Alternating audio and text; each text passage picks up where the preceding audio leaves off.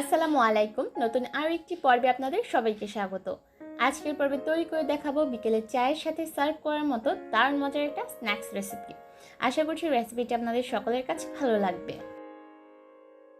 প্রথমে একটা বাটিতে নিয়ে নিলাম 1 কাপ পরিমাপে ময়দা।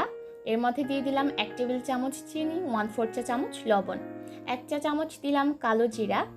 এবার শুকনো উপকরণগুলোকে একসাথে ভালোভাবে মিশিয়ে নিয়ে এর মধ্যে দিয়ে দিলাম 1 চা চামচ রান্নার রেগুলার তেল। তেল দেওয়া হয়ে গেলে ভালোভাবে ময়দার সাথে মিশিয়ে নিচ্ছি। আর মেশানো হয়ে গেলে অল্প অল্প করে নর্মাল পানি দিয়ে একটা খামির তৈরি করতে হবে। আর পানিটাকে একেবারে ঢেলে দিবেন না, এতে করে খামিরে পানির পরিমাণ বেশি হয়ে যেতে পারে, তাই অল্প অল্প করে দিতে হবে আর মাখিয়ে নিতে হবে। এর মধ্যে কিন্তু খামিরটা একদম রেডি। আর এটা কিন্তু খুব বেশি একটা শক্তও হয়নি, আবার একেবারে নরমও না, মোটামুটি পর্যায়ে আছে। এবার এই খামিরটাকে আমি 3টা ভাগে ভাগ করে নিব।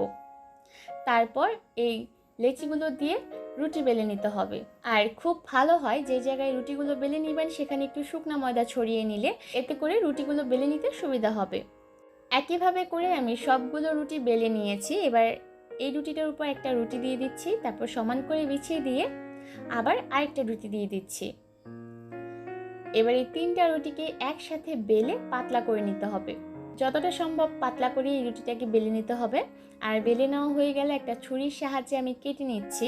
প্রথমে মাঝ বরাবর দিয়ে একটা টুকরা করে নিচ্ছি, তারপর উল্টা সাইড থেকে আরেকটা টুকরা করে নিচ্ছি। আর এভাবে করে রুটিটাকে আমি টুকরা করে নিব। আর টুকরাগুলো কিভাবে করছি আপনারা স্ক্রিনে দেখে নিশ্চয়ই বুঝতে পারছেন। আর সম্পূর্ণ রুটিটাই টুকরা করে নেওয়া হয়ে গেলে এবার এখান থেকে একটা টুকরা নিয়ে নিয়েছি, তারপর হাতের সাহায্যে ফোল্ড করে নিচ্ছি। এভাবে করে ফোল্ড করে নেওয়ার পর সামনের যে বাড়তি অংশটুকু আছে সেখানে একটু পানি লাগিয়ে দিচ্ছি, এতে করে এই টুকরাটা রুটির গায়ে আটকে থাকবে। আর একইভাবে করে সবগুলো নাস্তা তৈরি করে নেওয়া হয়ে গেলে এবার এগুলোকে ভাজতে চলে যাব।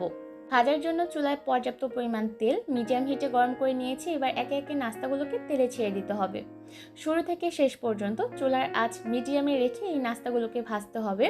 আর চেষ্টা করবেন একটু সময় নিয়ে নাস্তাগুলোকে ভেজে নেওয়ার, এতে করে দেখবেন নাস্তাগুলোর বাইরের অংশটা অনেকটা মুচমুচে হবে।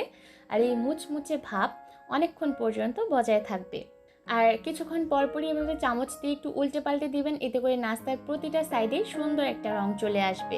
এরই মধ্যে কিন্তু নাস্তাগুলোর মধ্যে সুন্দর একটা লালচে বাদামি রং চলে এসেছে। আর এই নাস্তাগুলো ভেজে নিতে আমার 8 থেকে 9 মিনিটের মতো সময় লেগেছে। এবার নাস্তাগুলোকে চুলা থেকে নামিয়ে একটা স্ট্রেনার উপর নিয়ে নেব, যাতে করে এক্সট্রা তেল ঝরে যায়। একদমই সহজ আর চটজলদি তৈরি করে নেওয়া এই নাস্তা আপনারা চাইলে টি টাইম স্ন্যাক্স হিসেবে তৈরি করতে পারেন। দেখবেন ছোট বড় সকলের কাছেই ভালো লাগবে। আজকের মতো এখানে বিদায় নিব। ভালো থাকবেন সবাই। আল্লাহ হাফেজ।